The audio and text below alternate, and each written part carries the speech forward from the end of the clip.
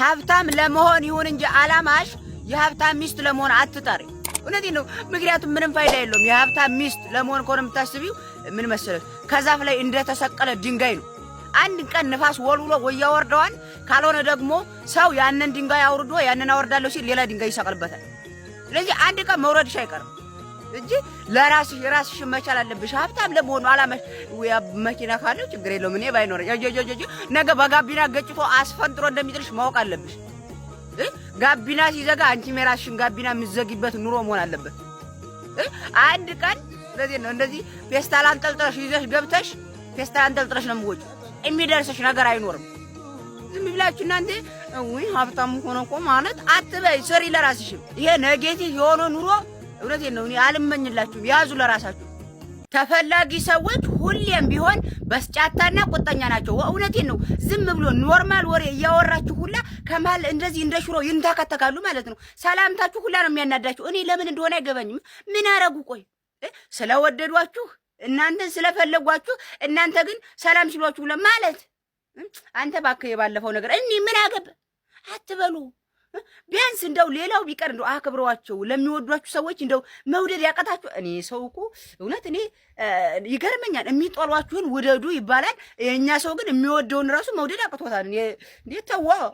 ባል እያለሽ ወይም ደግሞ ሚስት እያለህ ኤፍቢ ላይ 5000 ፍሬንድ ምን ይሰራላችኋል? እውነቴን እኮ ነው የኔ ፍቅር። እውነት እኔ አናወራም፣ ዝም ብለን ፍሬንድ ተቀብያችሁ ነው እንጂ እኔ ምን ሊያረጉልኝ 5000 ወንዶች? ኧረ እባክሽ 5000 ፍሬንድ ተቀመጠ ማለት ስቶሪ ላይ ስትሰቅሊ ከ500 ስንት ባለጌ እንዳለ እኔ ነኝ የማውቀው። እውነቴን ነው የኔ ሚስት ከ300 ፍሬንድ በላይ ኤፍቢ ላይ ካላት ሚስት አይደለችም። እንደው በዛ ከተባለ 300 እህቶቿ ቤተሰቦቿ ባል ካለሽ ምንድነው 5000 ፍሬንድ የምትጠቀጥቁት?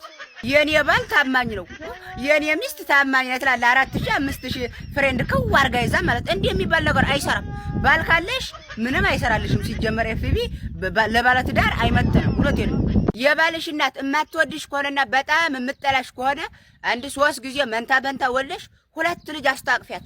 ከዛ ዝም ትላለች፣ ጸባይኛ ትሆናለች። በቃ አማት ነው የሚባለው። አዎ አማት ነው። ምንድነው የሚባለው? ብቻ እሷ የማትወዳችሁ ከሆነ በቃ 1-2 ልጅ ወስዳችሁ አስታቅፏት። ጸባይ ሰናይ ነው የምትሆነው። እውነቴን ነው። ልጅ ያለበት ነገር ጥሩ ስለሆነ ማለት ነው። ጥሩ አማት ያላችሁም እንግዲህ ተመስገን በሉ። እናንተ ተመስገን በሉ።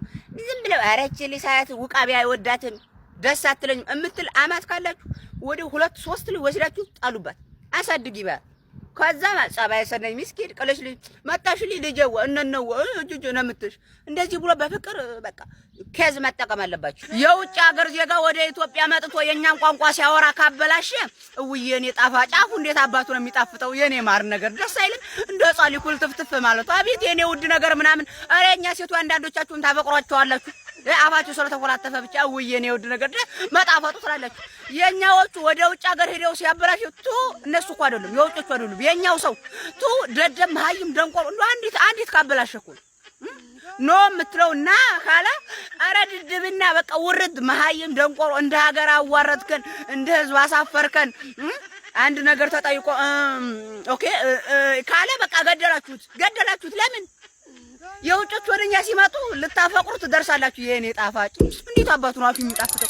የኛ ወደ ውጭ ሄደው አንድ ካበላሹ ልገሏቸው። ተዋል በዛም እንዴ ብር ማማረኝ ስራ ማስጠላኝ ምን ይሻላል ወገን? ቆይ ግን ገንዘብን የምናገኝበት ሌላ መንገድ የለም ካለ ስራ ውጭ? ቆይ ማን ነው ገንዘብን በስራ ብቻ እንድናገኝ ያደረገው? ምን ለማለት ፈልጎ ነው? ምንድነው የሚስማማና የማይስማማ ነገር አታውቁም እንዴ? ተዋ። አሁን በሌላ መንገድ ሌላ አማራጭ አጥታችሁ ነው ገንዘብ የምናገኝበት መንገድ በስራ ብቻ ያረጋችሁ። ተዋ እንረፋ። ስናርፍ ብሩም ያርፋል። ጨነቀን እኮ እኛ ቢያንስ ተንፈስ ስንል ብሩም ይመጣ ቢሆን አሪፍ ቆየ። ተንፈስ እያልን ብሩም በላ ቆየ። ዝም ስንል ብሩም ዝም ሆነ።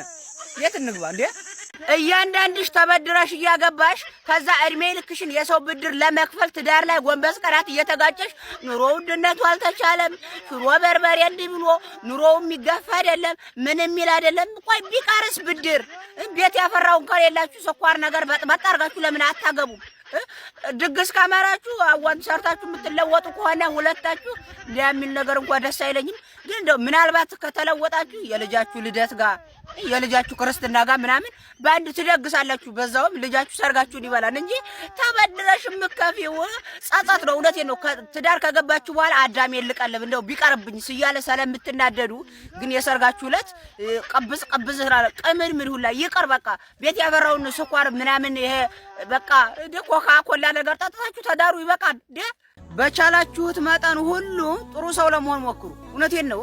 ይቺ ዓለም እንደሆነች በቂ የሆኑ ክፉ ሰዎች አሏት እና ከዛ ላይ እናንተም ክፉ እኛም ክፉ ምን ልንሆን? እውነቴን ነው።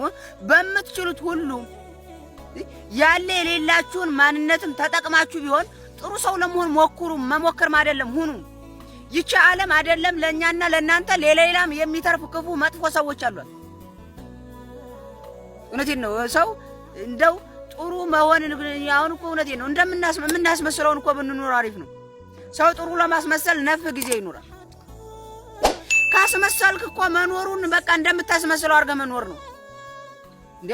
ምንም ያክል ሱሰኛ በሆን የጣልኩትን ሲጋራ መልሼ አልስብም። ስለ ሲጋራ አይደለም ያወራሁት። ቅቤ እንደብለሽ ወርት ረግቻሏት። ስለ ቅቤ አይደለም ስለ ወተት አይደለም ያወራሁት። እና ስለምንድን ነው የምታወሩት? እኛ እኮ ረሳችሁ እንደ ኢትዮጵያዊ ቅኔ አይገባንም። እዛው ከተማራችሁበት ቅኔያችሁን ሄዳችሁ ተናገሩ። እዚህ መጥቻችሁ ስለ ውሃ አይደለም ያወራሁት፣ ስለ መንገድ አይደለም፣ ስለ ቤት አይደለም፣ ስለ እኛ አይመለከተንም። በግልጽ ትናገሩ ሆነ ተናገሩ። እኛ የእናንተን ቅኔ የሚፈታ ጭንቅላት ቢኖረን እኮ እስካሁን ተዋት። አሜሪካን መሪዋን እኛ ነበር የምንይዛት፣ ግን የለንማ። እዚህ መጥታችሁ አትፈላሰው። ጥቅመኛ ሰው እንደ አህያ እምብርት ስለሌለው እስከ እድሜው ፍጻሜ ድረስ ምንም ነገር ቢያደርጋችሁ አይረካም። ምንም ነገር በእናንተ ላይ ምንም ነገር ቢሰራ አያስደስተውም። በቃ እምብርት የለውም። ምንም ነገር ቢያደርስ በቃ የሆዱ አይሞላለትም። የሚያስበው ነገር በቃ ዛሬ የሆነ ነገር አስቦ በዛ አረካለሁ ካለ ያን ነገር አድርጎ እንኳን ሌላ ነው የሚያስበው። በቃ ጥቅመኛ ነው። በቃ ስግብግብ ነው። እውነቴን ነው። የሆነ በቃ አላ ብቻ የሆነ ነገር ነው። መቼ የማይጠግብ አህያ በቅሎ መጨቃጨቅ መነዛነዝ ማለት ምናምን ማለት ፋሽኑ አልቋል። እውነቴን ነው። አሁን ብሎክ አድርጎ መገላገል ምን እንዲህ ውረዳለ ባለፈው እንዲህ አርገኛል ምን ብለሽኛል አውርደሽኛል እንጂ ታርገሽብኛል ምናምን ማለት ድሮ ቀረ። ፋሽኑ ኤክስፓየርድ አድርጓል። አሁን ብሎክ ድርግ በቃ። ከዛ በኋላ ማበር ነው የሚቆጣጠርሽ። ያለው አይ አንቺ ቆንጆ ያው ወደኔ መምጣት ችግር የለው ማለት እኔ ጋርም እንደ ሐሳብ ነው እንጂ እኮ ባለ አስቤላችሁ ነው እንጂ እኮ ሌላ አይደለም። መወሰንና መቁረጥ ማትጂ ከሆነ ሁሌም ትጎጃለሽ እህቴ። አንድ ነገር ሐሳብ ሲመጣብሽ ቶሎ ቁርጥ አድርገሽ መወሰን አለብሽ። ቤተሰብ ገንዘብ ላኪ ካለሽ በቃ መላክ ባለብሽ ሰዓት ትልኪያለሽ። አይ ካልሽ ደግሞ የለኝም ቁርጥ። ፍቅረኛሽ ነው ይውረድ ካልሽ ምታት ይውረድብህ አልወርድም የመጣሁት ለስራ ነው። የሆነ ነገር አድርጊ ስትባል እንደው ምን ይሻላል ማለት እያልሽ አይምሮሽን አታበላሽ። ቶሎ ቆራጥም ወሳኝም መሆን አለብሽ። በተለይ ስደት ያለሽ ቅመም አንድ ነገር ስትጠየቂ ለውሳኔ አትቸኩሉ፣ ግን ደግሞ አይምሮአችሁን አታምታቱ። በቃ ትክክለኛ ውሳኔ ከሆነ ነገ ዛሬ አታርጉት። መወሰን መቁረጥ አለባችሁ። ካልሆነ ህመምተኛ ነው የምትሆኑት። በሽታ ማለት እሱ እኮ ውሳኔውን ያቀረበልሽ ሰው እኮ አንድ ቀን አንድ ደቂቃ አይጨነቅልሽም።